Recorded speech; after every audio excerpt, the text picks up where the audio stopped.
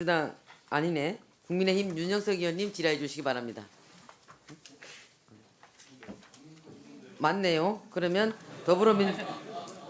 더불어민주당 진성준 의원님 질의해 주시기 바랍니다. 박민규 안 한다고 했어요. 안 하신다. 정확한 정보를 주시기 바랍니다. 위원장이 사회 보는데 애로사항이 있습니다. 그러면 박민규 의원님 질의하신다는 얘기죠? 네, 더불어민주당 박민규 의원님 질의해 주시기 바랍니다. 네, 우리 국세청 차관님 오늘 고생 많으십니다. 근데 의원들이 질의하는 거에 대해서 좀 더 명쾌하게 답변해 주신 것이 그 자리에 책임 있는 자세라고 생각합니다. 예, 좀 더 명쾌하게 답변해 주십시오. 예. 사장님, 저 최근 그 유명 연예인들 1인 기획사 관련된 탈세 논란 때문에 세간에 관심이 많아졌죠. 그래서 제가 본 의원이 관련돼서 이것이 뭐가 문제인가에 대해서 2주 전에 우리 국세청 담당 과장도 참석해 주셨고 문체부 담당 과장님 그리고 대중문화예술 관련된 연예 기획사 관련된 분도 참석해서 토론을 한번 개최했습니다. 뭐 아시는 것처럼 이건 1인 기획사가 페이퍼 컴퍼니 같은 것을 운영해서 탈세 혐의가 있다는 거기 때문에 국세청에서 판단하고 조사하고 있는 걸로 알고 있는데요. 저는 이게 계속 왜 논란이 반복되고 있는지 한번 구조적인 원인이 무엇인지 좀 알아봤거든요.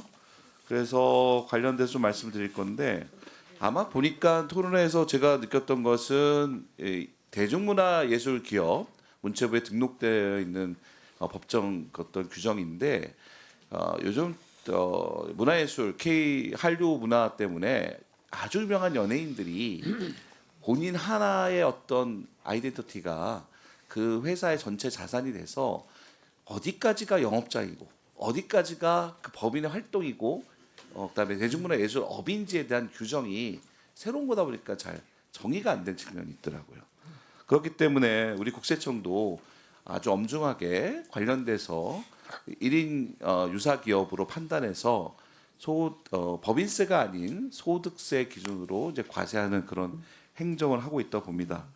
관련돼서 이제 아시는 것처럼 하지만 이제 이것이 좀 예측 가능성이 좀 필요하다 보거든요. 아는 것처럼 우리 대중문화 산업이라는 것이 한 연예인의 인기의 상승과 하락도 되게 변동폭이 크고 그 업 자체가 최근에 많이 수준이 높아지고 뭐 수익도 많이 오르고 수준 높았다고 하지만 사실 그 업에 종사하는 사람들의 전체적인 평균 어떤 급여 체계라든지 안정성이라든지 어떤 시스템으로 올라가는 과정 속에서는 갑작스럽게 이제 좀 부당한 과세가 들어올 경우에는 엄청난 충격과 전반적 산업에 미치는 악영향이 클 수도 있거든요. 그런 측면에서 제가 질의를 드리겠습니다.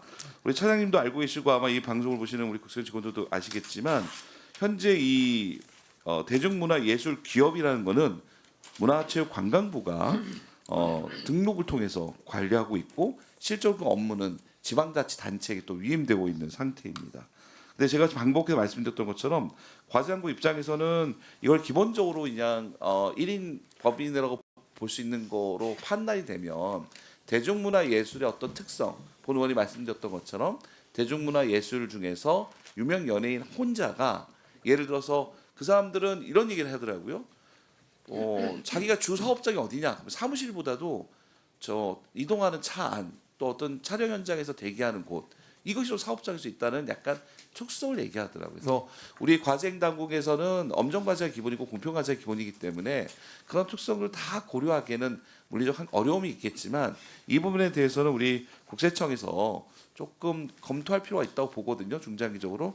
그래서 제가 생각해 보니까 미국 같은 경우에 이제 해외 사례를 한번 검토해봐 좋을 것 같아요. 그래서 본 의원실에서도 관련된 근거를 갖고 국회 입법조사를 통해서 법률안 개정 관련돼서 좀 논의를 하고 있는데 국세청 차원에서도 결국 약간 이러한 IP거든요. 무형자산을 활용하고 있는 1인 법인으로 보여지는 거에 대해서 어디까지 법인세 추진 대상이고 어디까지가 소득세 추진 대상인가에 대한 가이드라인을 좀 만들어서 예측 가능성을 높여야 될 필요가 있다고 보는데 여기에 대해서 특히 재경부하고 한번 협의할 필요가 있다고 보거든요. 거기에 대해서 좀 답변 좀 부탁드립니다.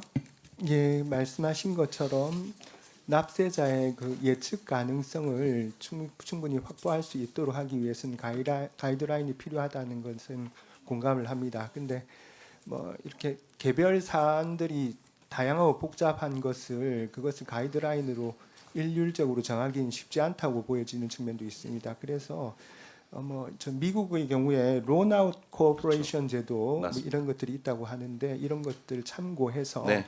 재경부에 잘 의견을 말씀드리도록 그렇게 하겠습니다. 그 1인 기획사를 포함한 대중문화예술 기업에 등록한 업체 대상으로 최근 5년간 세무조사가 104건이 발생을 했는데 그 중에서 과세전 전 적부심 심사 그리고 조세 심판 및 소송으로 이어진 경우가 54건이에요. 예, 없잖아요.